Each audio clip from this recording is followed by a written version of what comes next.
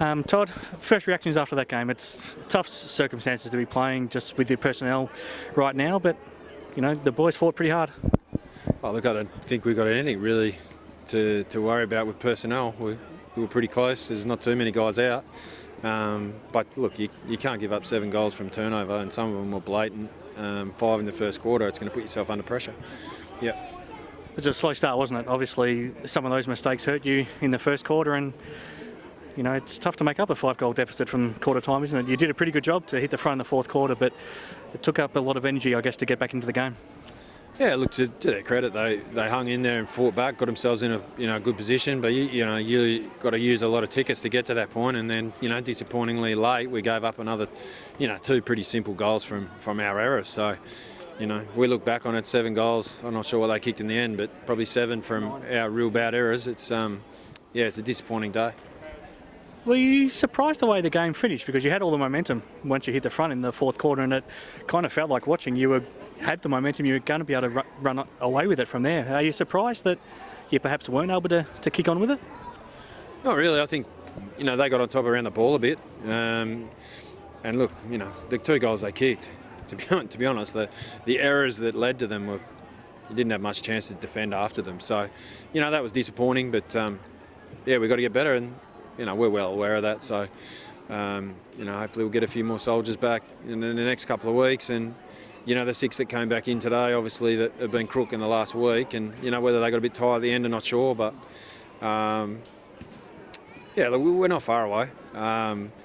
But our skill level and decision making early, really put us under pressure. It hasn't been something that's been a problem for a long time. Is it because maybe some of the guys aren't as well prepared, just because they've had to spend time away from the club and they've had to spend time in isolation and not feeling well, or is it some of the new faces finding their feet at this level, or what do you put some of those turnovers and mistakes down to at this point? Oh, look, it's they're a completely different group. Do you know what I mean? Like we had, Steely and Riley, Colborne, could have played Colts today. So they're only young players. But some of our experienced players, some of them, they've had interrupted, haven't played a lot of footy in the last sort of 12 months, but, sooner or later they've got to get going, or, we'll give other guys a chance. So we think we're building where we had our best. No, we were well below. And they were good enough to, concede those couple of goals and then find a way to get back into it. What did you like? What did you take out of this feeling positive about today?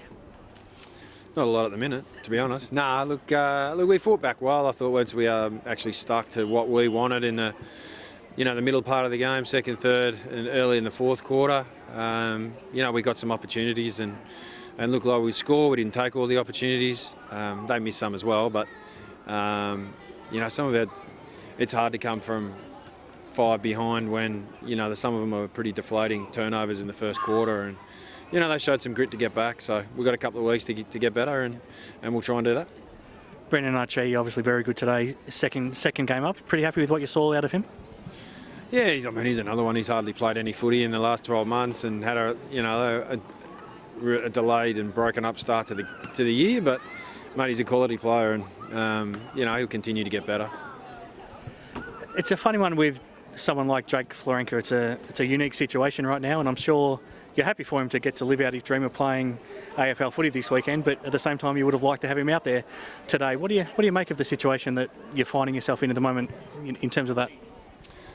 Well, firstly, I'm super excited for Jake. Overcome a huge amount of adversity and to get his opportunity.